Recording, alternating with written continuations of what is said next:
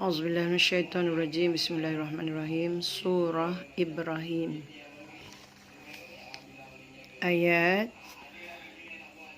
Surah Ibrahim ayat yang ke-24 dan 25.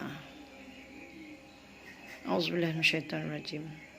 Alam tara kaifa daraballahu mathala kalimatan tayyibatan kasyajaratin tayyibatin asluha thabitun wa far'uha fis sama'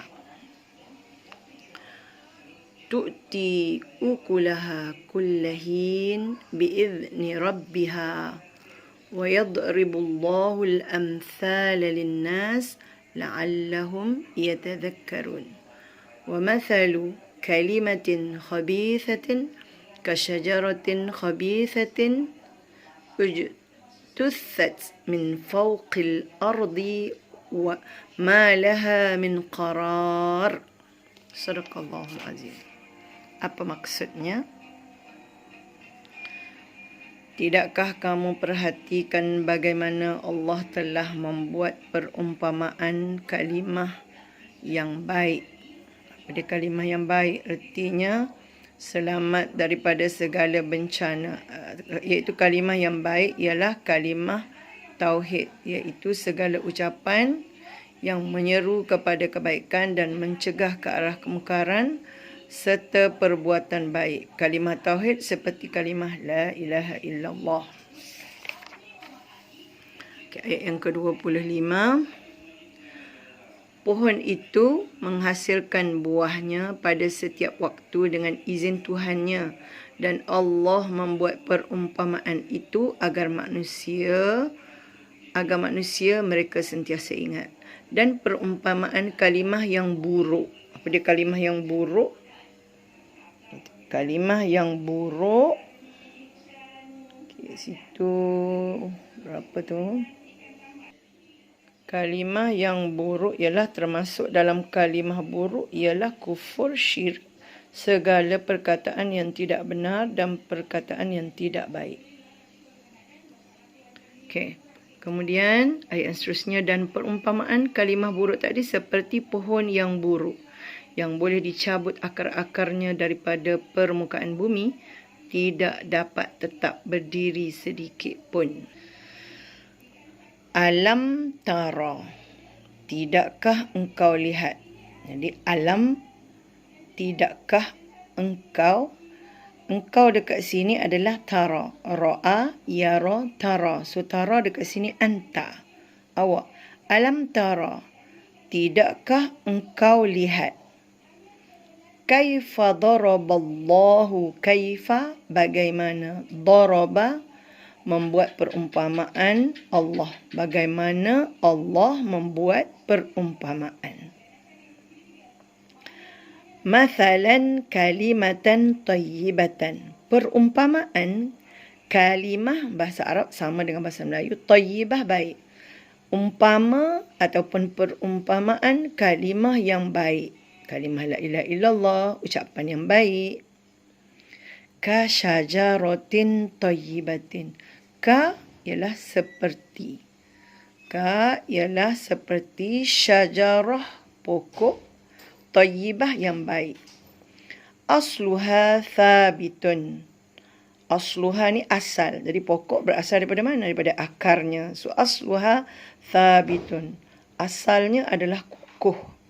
Wa far'uha fis sama'. Dan cabangnya adalah di bumi. Far'u cabangnya.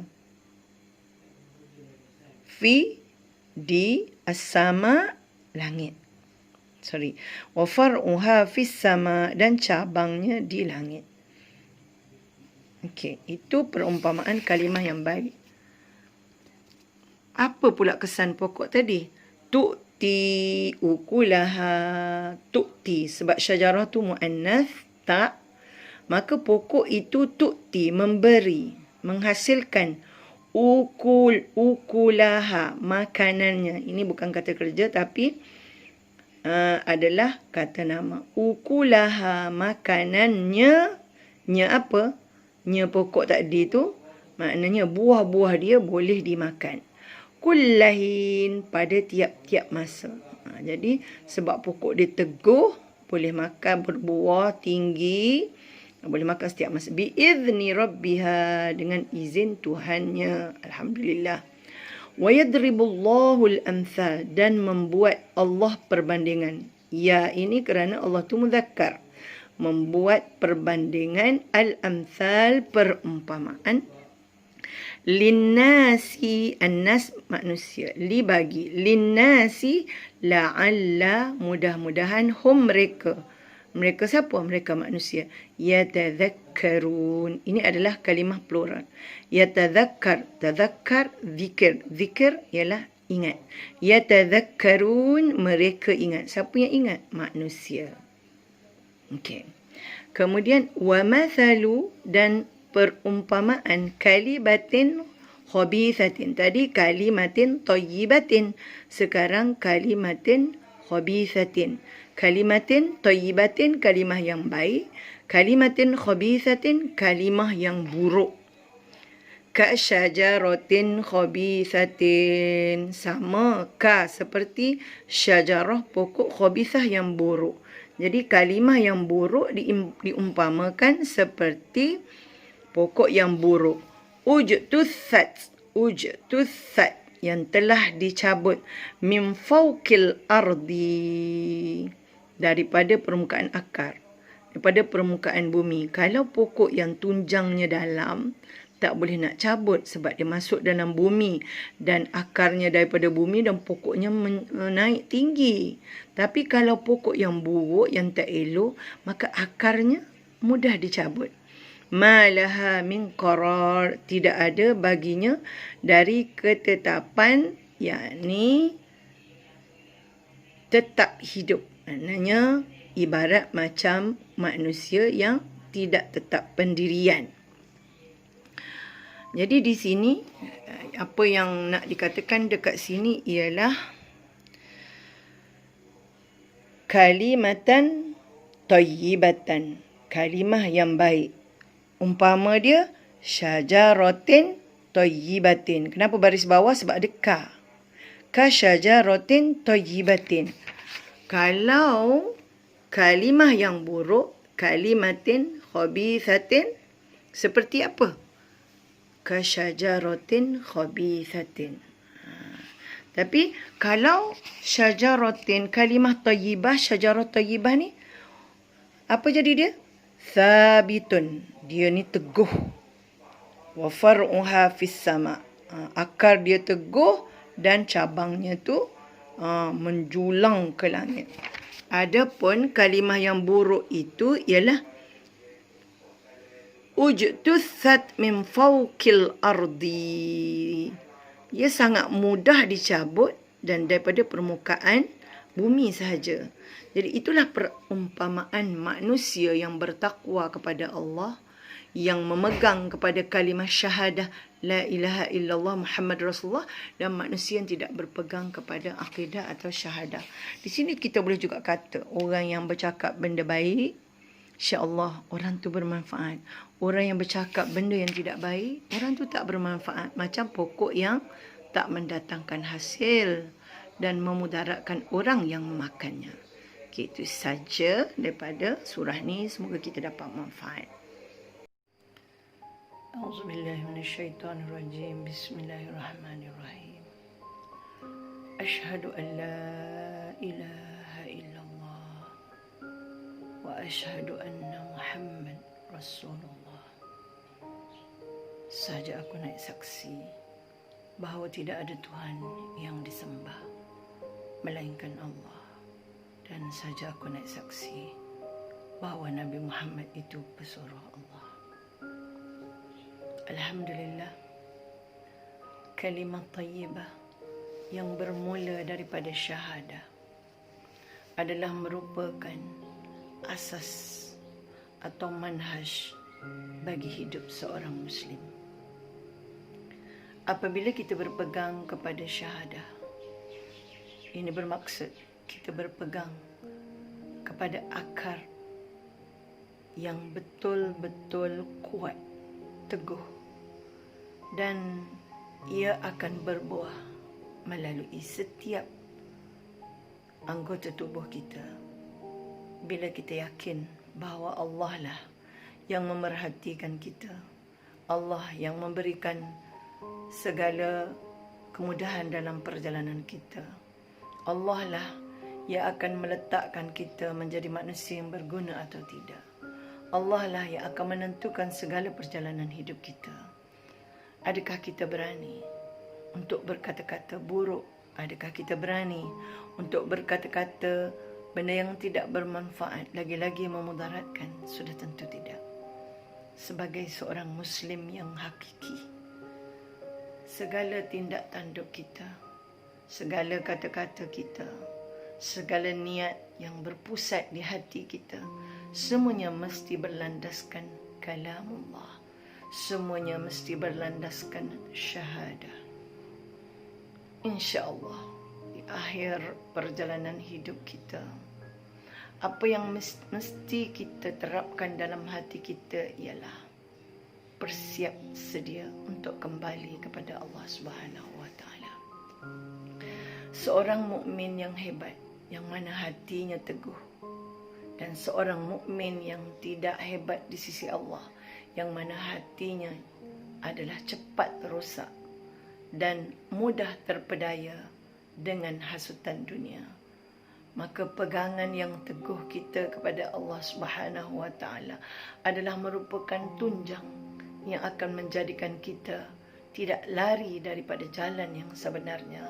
Dan insya-Allah wah fikiran kita, kata-kata kita, tindak tanduk kita, segala perjalanan hidup kita tidak akan lari daripada landasan yang sebenar.